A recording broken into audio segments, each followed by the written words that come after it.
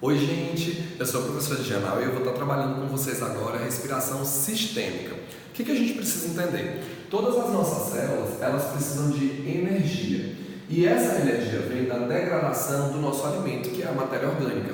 Só que para que a gente possa fazer o nosso procedimento de respiração celular, o nosso corpo ele precisa de oxigênio. Então as nossas células elas vão precisar de glicose para ser quebrada e fonte de energia, e elas vão precisar de oxigênio, que vai atuar como aceptor final.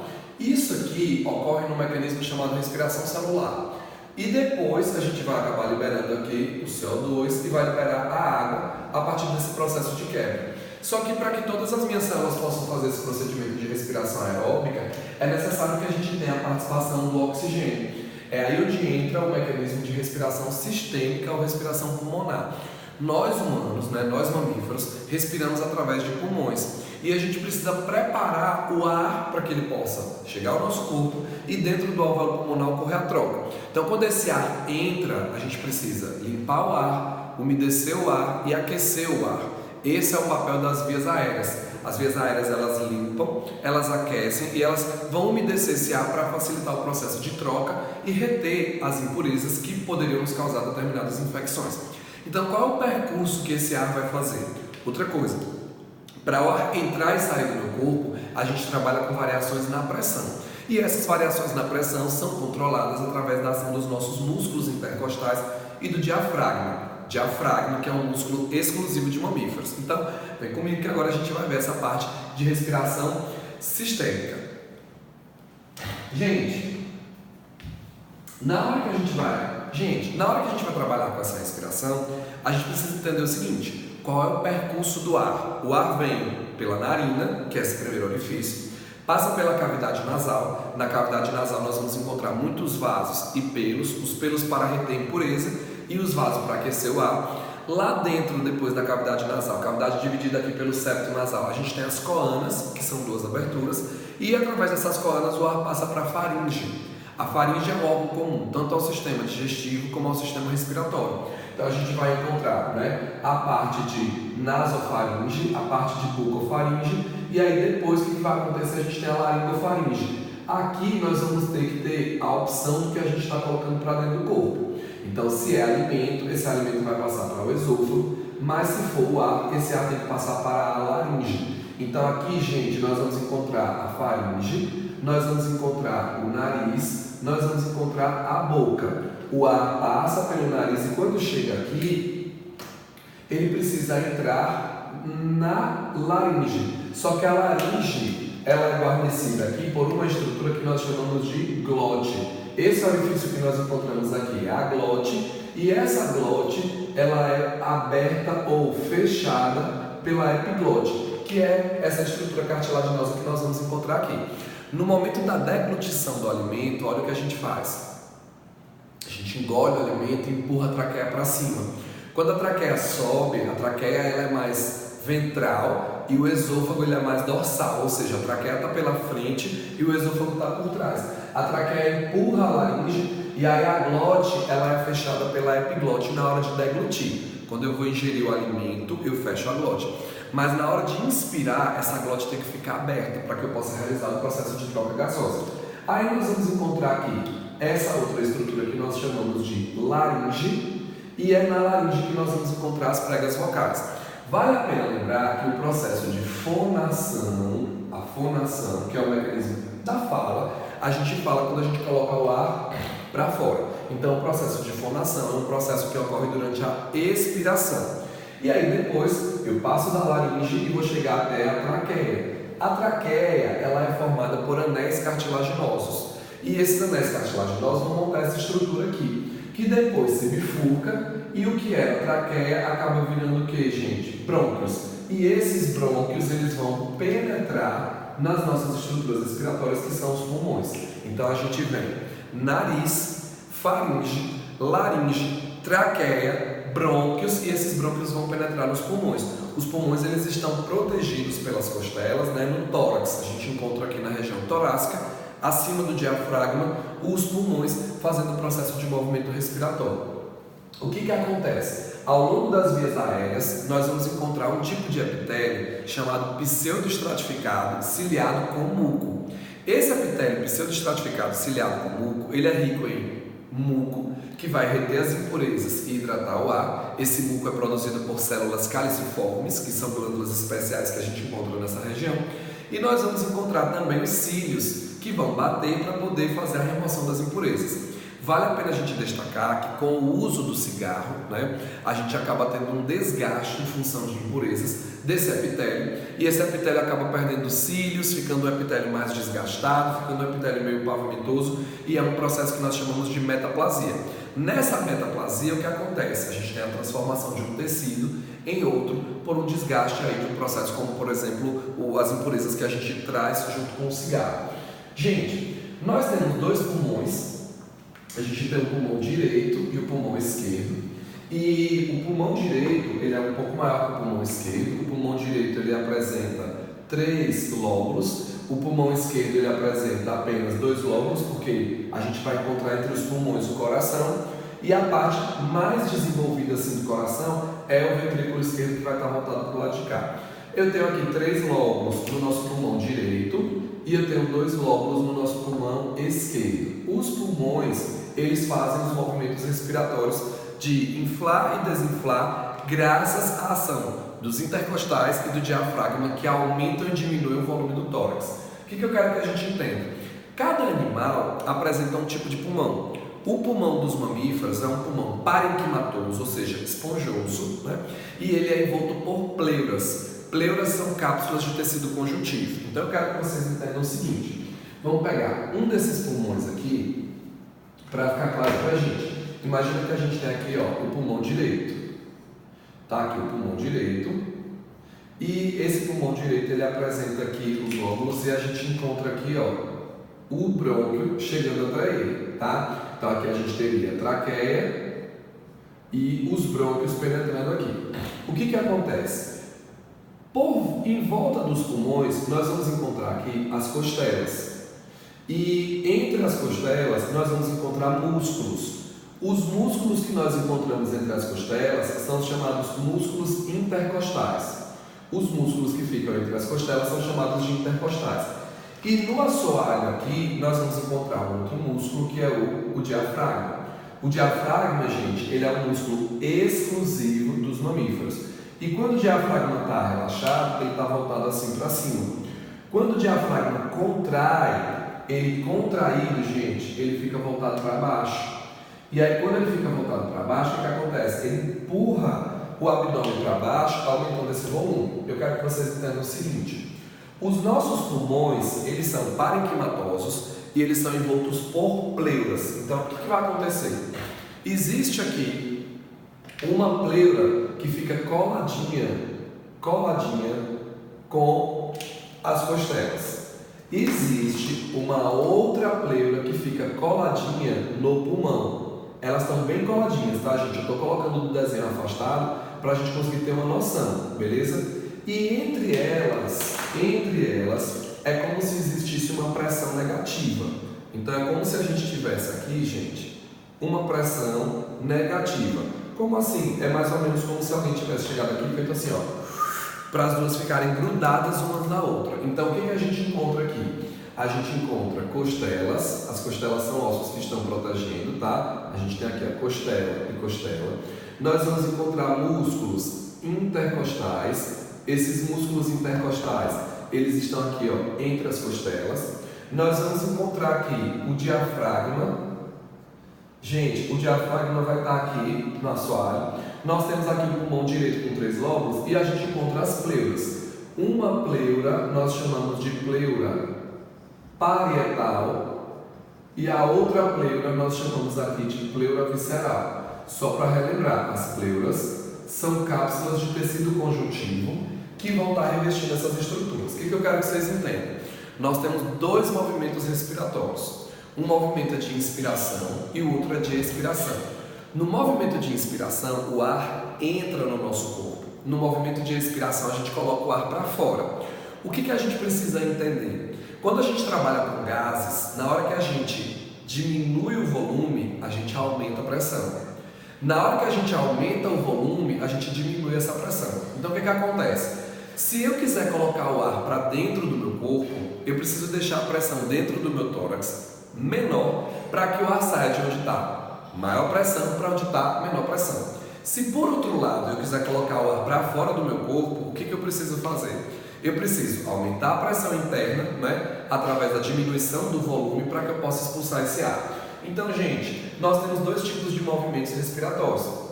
A gente tem um movimento que a gente chama de movimento de inspiração e a gente tem um movimento de expiração. Nessa situação aqui, eu tenho tudo relaxadinho. A gente estaria trabalhando com o movimento de expiração. Na expiração, eu vou colocar o ar para fora. Mas nessa situação aqui, nós temos a inspiração. O movimento de inspiração é o movimento de colocar o ar para dentro. O que acontece na inspiração? Na inspiração, gente, o diafragma, ele contrai e quando ele contrai, ele empurra o abdômen para baixo. E os intercostais também contraem. Quando os intercostais contraem, o que vai acontecer? Nós vamos elevar as costelas. Na hora que a gente eleva as costelas, gente, no movimento de inspiração, o que vai acontecer? O volume do tórax, ele aumenta. Como o volume do tórax aumenta, gente, o que vai acontecer? A pressão dentro do tórax,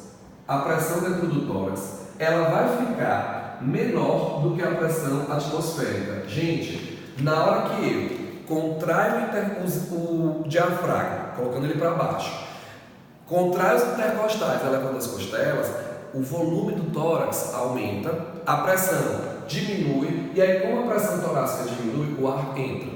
No movimento de inspiração, eu preciso que o ar entre para que eu possa realizar as trocas gasosas.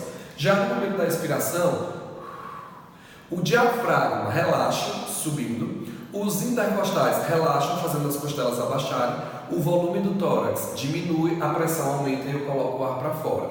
Essas pleuras ficam grudadas umas nas outras, para que na hora que eu elevo as costelas, como a pleura parietal está grudada nas costelas, ela sobe. Como ela está grudada na pleura visceral, a pleura visceral também estica, fazendo com que a gente tenha a expansão do pulmão e o ar possa entrar e sair. Então, quais são os movimentos respiratórios? Movimento de inspiração e movimento de expiração. No movimento de inspiração, eu tenho contração do diafragma, dos intercostais, aumento do volume do tórax, diminuição da pressão interna e, consequentemente, entrada do ar. No movimento de expiração, eu faço o contrário. Relaxo intercostais e diafragma, o volume do tórax diminui, a pressão aumenta, consequentemente o ar sai. Agora que a gente já entendeu os movimentos respiratórios, nós precisamos entender que dentro desse pulmão de um mamífero, nós vamos encontrar uma grande quantidade de estruturas sacroiliformes chamadas de alvéolos pulmonares. Alvéolo pulmonar é coisa típica de mamífero. Então, qual é o percurso? Nariz, faringe, laringe, traqueia, brônquios. Os brônquios se ramificam em bronquíolos, que são bem finos, e geram uma árvore brônquia que penetra no pulmão, até que a gente chega, num outro patamar aqui, numa outra situação, onde nós vamos encontrar os bronquíolos terminais.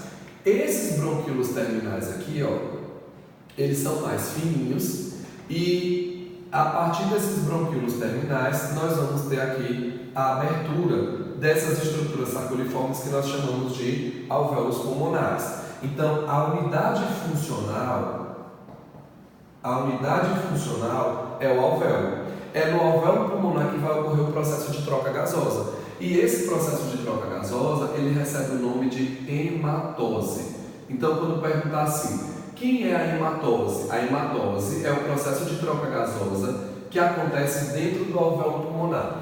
A hematose é o processo de troca gasosa que ocorre dentro do alvéolo pulmonar. Ponto. É isso que a gente precisa entender. Então, eu tenho o bronquíolo terminal e eu tenho o alvéolo. Mas, gente, para que ocorram trocas gasosas, é necessário que a gente tenha difusão. E a superfície precisa estar umedecida. Vamos imaginar uma bolsa de supermercado umedecida. Gente, a bolsa de supermercado umedecida, o que acontece com ela? As paredes dela grudam. Se isso aqui é uma bolsa de supermercado umedecida, as paredes dela tendem a grudar. Para que não grude, eu preciso de alguém. Então nós vamos encontrar aqui um líquido que impede que essas paredes aqui entrem em colapso e mantenham o alvéolo inflado. Nós vamos encontrar aqui um líquido chamado líquido sulfactante. Eu tenho um líquido chamado líquido sulfactante e esse líquido sulfactante é justamente, gente, o líquido que vai manter o alvéolo inflado. Outra coisa que é importante, aqui no alvéolo pulmonar, eu tenho nos alvéolos uma única camada de células e essas células aqui são células achatadas. Quando a gente estuda na histologia animal uma camada de células e essas células são achatadas, por ser uma camada de células só, eu digo que esse epitélio aqui é um epitélio simples. Epitélios simples são epitélios com uma única camada. Como as células estão achatadas, a gente vai dizer que é simples, do tipo pavimentoso. Simples pavimentoso porque eu tenho uma única camada de células para facilitar as trocas e essas células estão achatadas. Mas, gente, eu preciso entender que vai ocorrer a troca gasosa e essa troca gasosa tem que acontecer entre o alvéolo pulmonar e um capilar sanguíneo. Os capilares sanguíneos são vasos, mas são vasos onde nós vamos encontrar uma única camada de células também para realizar as trocas. Então, mais uma vez, nós temos aqui um epitélio, mas é um epitélio simples pavimentoso, porque só tem uma única camada. Então, eu tenho o alvéolo pulmonar e nós temos aqui os capilares sanguíneos, que é através deles que vão ocorrer as trocas. Qual é o objetivo? Retirar o oxigênio que tem na atmosfera e devolver para esse ar o dióxido de carbono. Então, o que vai acontecer? Eu preciso dar conta de entender que existe aqui um ar que vai ser inspirado, existe aqui um ar que vai ser inspirado, mas também existe, além do ar que vai ser inspirado, gente, um outro ar que será expirado. Eu tenho um ar inspirado e eu tenho também um ar que será expirado. Aí eu preciso da ajuda de vocês. Gente, o ar que será inspirado, ele tem uma composição um pouco diferente do ar que será expirado. E a depender da altitude, eu também tenho uma diferença em relação a essa composição. O que é que nós vamos encontrar aqui? Nós vamos encontrar aqui 78% de nitrogênio. Nós vamos encontrar aqui 21% de oxigênio e 0,03% de dióxido de carbono. E vamos encontrar aqui 0,03% de dióxido de carbono. Essa é a composição do ar inspirado. Quando esse ar chega até aqui, eu preciso de passar o oxigênio para o sangue e recolher do sangue o dióxido de carbono. Só que o sangue que está chegando aqui é um sangue que veio do corpo todo. O corpo já consumiu o oxigênio, devolveu o dióxido de carbono e esse sangue chega ao coração. Quando esse sangue chega ao coração, chega através das veias cavas, passa do átrio direito para o ventrículo direito e o ventrículo direito manda por uma artéria chamada artéria pulmonar para os pulmões. Esse sangue chega, mas esse sangue que está chegando, ele chega venoso. Por que ele chega venoso? Porque ele chega com uma quantidade alta de dióxido de carbono. Mas esse sangue vai passar esse dióxido de carbono para o ar alveolar. Esse CO2 será devolvido. E o CO2 está saindo de onde ele está mais concentrado para onde ele está menos concentrado, que é o alveolar. Em contrapartida, o oxigênio ele vai sair de onde ele está mais concentrado, que é o ar alveolar, e ele passa, gente, para o sangue, que é onde ele está menos concentrado. E esse sangue que era venoso, agora esse sangue vai se transformar em um sangue arterial, que é um sangue que apresenta uma quantidade maior de oxigênio que o sangue venoso. Então, o que é hematose? Hematose é a troca gasosa que ocorre nos alvéolos pulmonares, que transforma o sangue venoso em sangue arterial. Essa troca gasosa é importante que a gente entenda que ela é feita por difusão simples, porque eu estou trabalhando com CO2 e com O2, que são moléculas apolares. E esses gases apolares, eles se difundem através da membrana plasmática sem auxílio de proteína transportadora. Então, nessa hematose, o que nós estamos tendo é uma difusão simples, onde ocorre a troca gasosa. Gente, agora eu vou colocar esse ar para fora. O ar que sai, ele sai com os mesmos 78% de N2, porque a gente não vai usar esse N2. Ele sai com 19% de O2, que foi a quantidade de oxigênio que eu peguei, e ele sai com algo em torno de 4,5% de dióxido de carbono. A gente vai ter mais ou menos aí essa relação, tá, gente? Então, na troca gasosa, é isso que vai acontecer. Aí eu queria chamar a atenção de vocês para um detalhe. Quando a gente acende em altitude, o ar se torna rarefeito. O que é dizer que o ar se torna rarefeito? Quando eu digo a você que o ar é rarefeito, é porque a oferta de oxigênio ela é menor. Então, por exemplo, quando eu estou aqui no nível do mar, a quantidade de oxigênio que eu tenho é uma quantidade de 21%. Quando eu vou para uma área de ar rarefeito, na altitude, ela diminui para 19%. Isso significa que as minhas hemoglobinas, as hemoglobinas são as proteínas que existem dentro das hemácias e que são responsáveis por transportar principalmente o oxigênio. Quando o ar é rarefeito, a hemoglobina ela consegue pegar menos oxigênio. Gente, como ela consegue pegar menos oxigênio, nós vamos dizer que ela saturou menos. Repetindo, se eu sou uma hemoglobina e estou no nível do mar, eu vou conseguir pegar muito mais oxigênio em função da oferta do que a mesma hemoglobina numa área de altitude, porque a oferta de oxigênio na altitude ela é menor, o ar é rarefeito, então eu vou ter menos oxigênio disponível para as minhas hemoglobinas.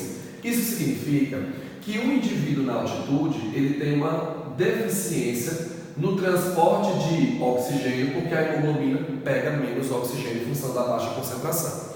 Aí o que acontece? Existem as compensações. De forma imediata, a gente pode ficar um pouco mais ofegante para compensar. E a longo prazo, a gente vai produzir mais hemácias. Então, pessoas que vivem em altitude aumentam a quantidade de hemácias no sangue para compensar a baixa saturação da hemoglobina. Como a hemoglobina está saturando menos, como a hemoglobina está pegando menos oxigênio, a gente vai aumentar a quantidade de hemácias para suprir isso. Aproveitando, o hormônio que é responsável por induzir a produção de hemácias chama EPO, é a eritropoetina. A eritropoetina ela tem a capacidade de induzir a formação de hemácias. Então, para a gente fazer um desfecho desse pedaço, ar rarefeito, em função da baixa oferta, eu aumento a quantidade de hemácias para que eu tenha mais hemoglobinas transportando oxigênio, já que elas não conseguem pegar a mesma quantidade que elas pegariam de oxigênio se eu estivesse aqui com ar com uma concentração maior. Gente, outra coisa que é muito importante é o seguinte, é comum as provas às vezes perguntarem assim, pressão parcial de O2, pressão parcial de CO2. Quando eu falo em pressão parcial, eu falo sobre concentração. Então eu quero que vocês entendam o seguinte, o ar de dentro do alvéolo, ele tem mais O2 ou ele tem menos O2 em termos de pressão parcial que o sangue? A pressão parcial do oxigênio aqui, ela é muito maior do que a pressão parcial de oxigênio no sangue. Por isso que o O2 sai de onde está mais concentrado para onde está menos por difusão. Já a pressão parcial do CO2 no vaso é maior do que a pressão parcial do CO2 no ar alveolar, por isso ocorre a difusão. Agora, para fazer o desfecho do capítulo, nós precisamos entender como esses gases são transportados, tá? E esses gases serão transportados no sangue. Gente, outra coisa, hematose é o nome da troca gasosa no alvéolo pulmonar, tá? Lá nos tecidos a gente não vai chamar de hematose, é apenas uma troca por difusão. Agora a gente precisa entender o seguinte, onde é que eu vou fazer o transporte desse oxigênio? Gente, o oxigênio e dióxido de carbono, eles são transportados no sangue da gente. Só que alguns deles são transportados na hemácia, outros são transportados no plasma sanguíneo. Então eu queria que você entendesse o seguinte, quando a gente trabalha com eritrócitos, os eritrócitos são os glóbulos vermelhos. E o que esses eritrócitos têm? Eles apresentam a hemoglobina, e essa hemoglobina é uma proteína tetravalente, que tem duas cadeias alfa, duas cadeias beta e um grupo M contendo ferro. Por isso, quando a gente tem carência de ferro, a taxa de hemoglobina diminui. Essa hemoglobina, ela pode fazer ligação com monóxido de carbono, ela pode fazer ligação com dióxido de carbono e ela pode fazer ligação com o oxigênio. A principal função dela é transportar o oxigênio. Só que às vezes, a maior parte do oxigênio é transportada aqui. Só que às vezes ela acaba ligando ao monóxido de carbono, que é um poluente liberado da combustão incompleta. Aí ela acaba gerando o que nós chamamos de carboxihemoglobina. Ela acaba gerando o que nós chamamos de carboxihemoglobina. Quando ela faz a ligação com o dióxido de carbono, a gente acaba gerando, gente, carbohemoglobina. Quando ela faz a ligação com o oxigênio, ela gera oxihemoglobina. Aí eu queria que vocês entendessem o seguinte: na hora que a gente está trabalhando com isso aqui, essas ligações, o tempo inteiro, elas têm que se quebrar. Porque eu tenho de pegar o oxigênio do alvéolo pulmonar e eu tenho que liberar esse oxigênio para o tecido. Então eu tenho que formar no alvéolo pulmonar a oxihemoglobina e eu tenho que quebrar no tecido. Então, o que acontece? Como a hemoglobina se associa com 4 ligantes aqui, eu vou ter aqui uma hemoglobina, vai ligar-se a 4 moléculas de oxigênio e eu vou acabar gerando o composto HbO2,4, que é justamente a oxihemoglobina. Gente, é comum a prova perguntar: onde que eu formo a oxihemoglobina? Eu formo a oxihemoglobina lá no alvéolo pulmonar, no pulmão. E onde que eu quebro essa oxihemoglobina? Nos tecidos. Porque eu preciso de liberar esses gases para que os tecidos possam fazer respiração. O que é que eu quero que vocês entendam? Esses dois compostos aqui, carbohemoglobina e oxihemoglobina, eles são menos estáveis. Eles são menos estáveis e é muito importante que eles sejam menos estáveis. Por quê? Porque eles precisam se formar e se quebrar o tempo inteiro. Já a carboxihemoglobina, desses compostos aqui, ela faz uma ligação que é mais estável. E isso não é bom. Por que isso não é bom? Porque ela vai comprometer o transporte de oxigênio, matando por asfixia. Ela faz uma ligação muito estável com o monóxido de carbono, não se quebra e acaba comprometendo o transporte de oxigênio que a gente tem no corpo da gente, tá? Um outro ponto que vale a pena destacar é que a hemoglobina, ela não se comporta sempre do mesmo jeito. Ela pode sofrer influência da temperatura e ela pode sofrer influência do pH do sangue. O que isso significa? Quando nós estamos em repouso, as nossas hemoglobinas, elas liberam apenas 25% do oxigênio que elas transportam.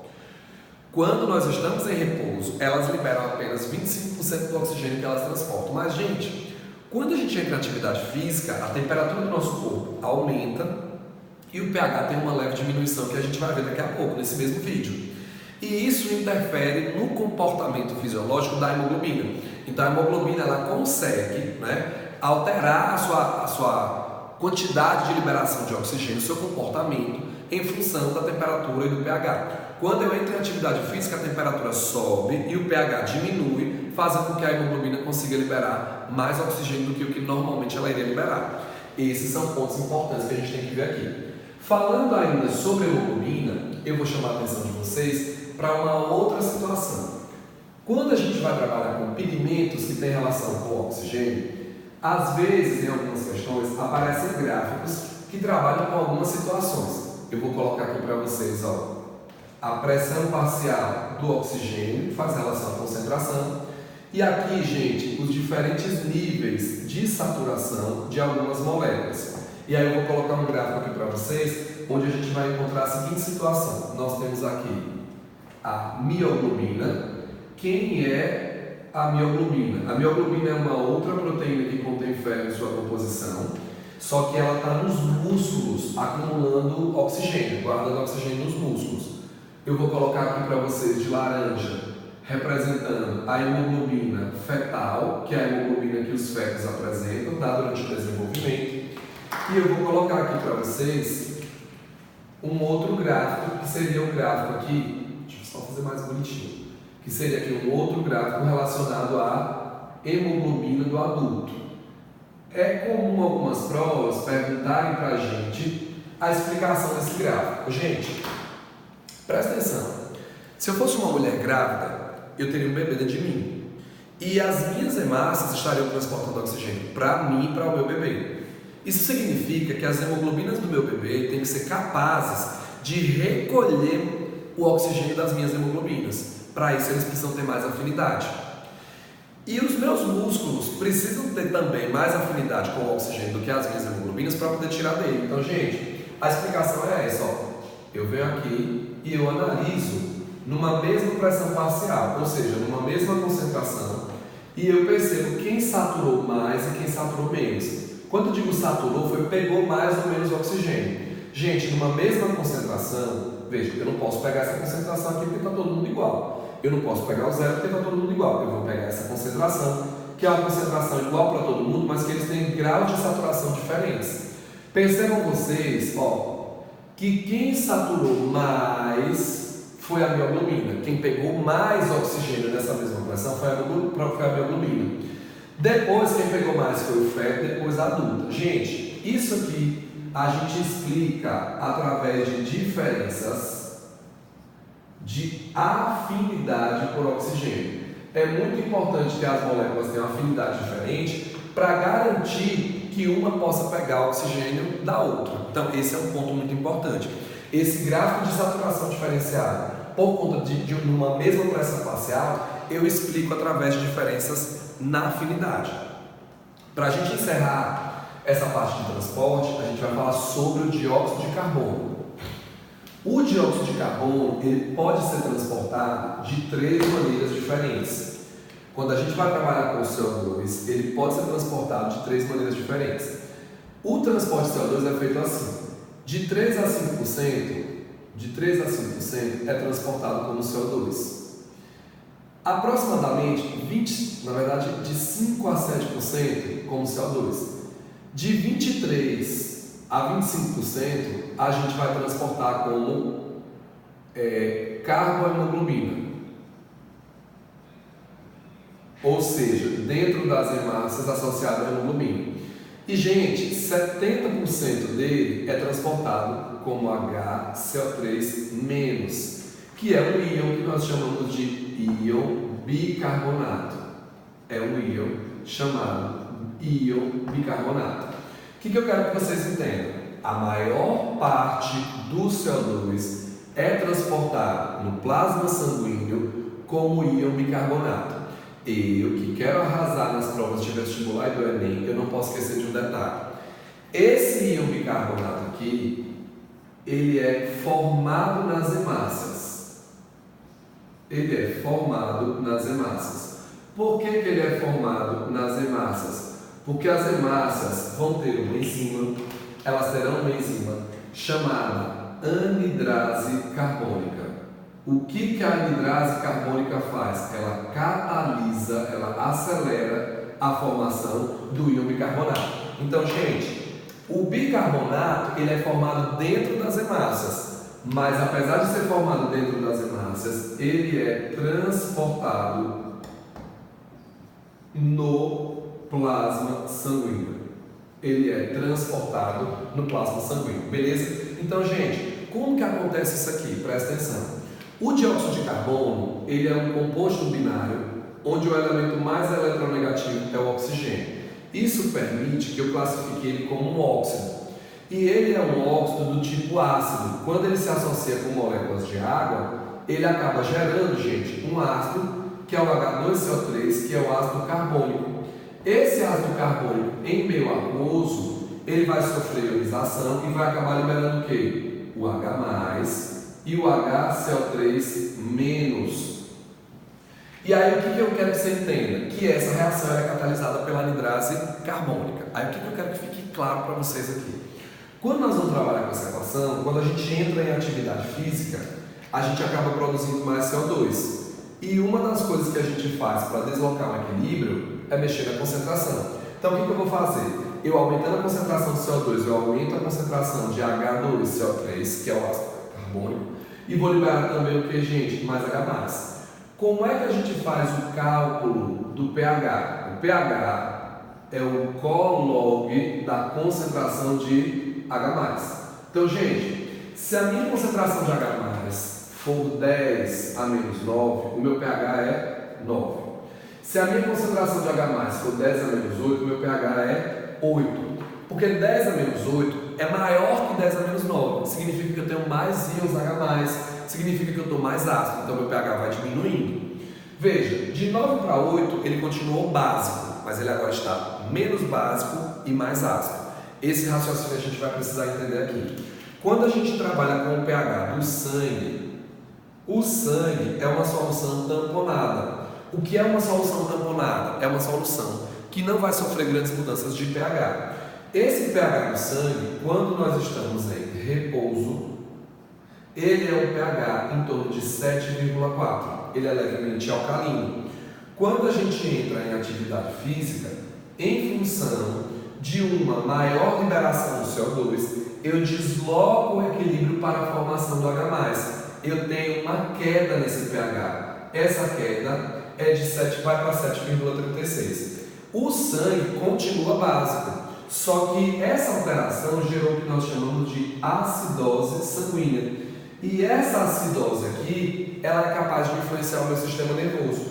Essa acidose, ela vai interferir sobre o meu sistema nervoso central e ela vai estimular o bulbo, que é o centro cardiorrespiratório. E aí, apesar de a respiração ser involuntária, eu posso ter a sua frequência sendo alterada em função das mudanças no meu corpo. Aí o bulbo, por conta dessa acidose, ele vai aumentar a frequência cardiorrespiratória para que eu possa respirar mais, transportar mais sangue e colocar mais CO2 para fora, tá, gente? Então, ó, na hora que eu tenho atividade física, meu pH do sangue cai, é uma leve queda que a gente chama de acidose, que é importante para influenciar quem? O bulbo. O nosso sistema respiratório, ele sofre mudanças mais na sua frequência por ação da acidose.